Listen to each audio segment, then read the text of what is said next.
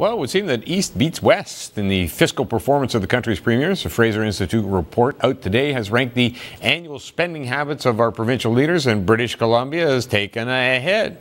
Jill Bennett joins us now from Vancouver. Jill, I think you're number one, and I think you're number four now.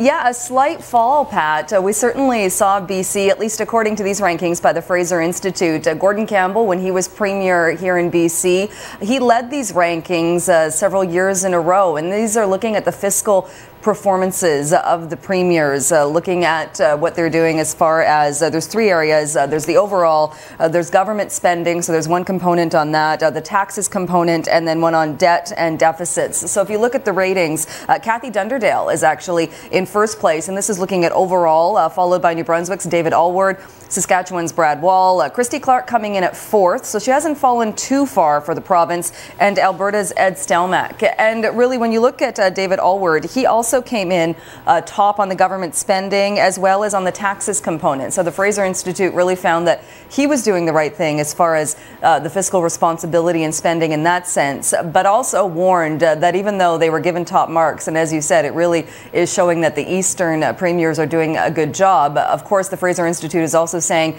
that doesn't mean that everything's perfect. There's still plenty of room for improvement. Yeah, nothing's ever perfect. That said, I mean, what was the component that hurt Christy Clark in BC? And then where was, for instance, Ontario or Quebec?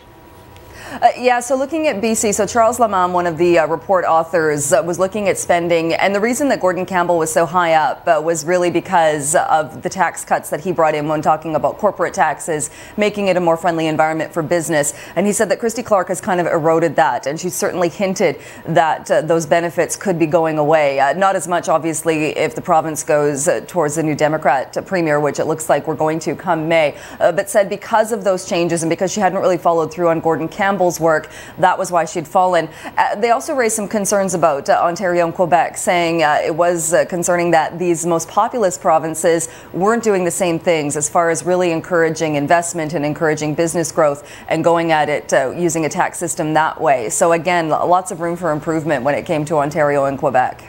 No question, Jill, and ongoing. Thank you so much, though. You're welcome.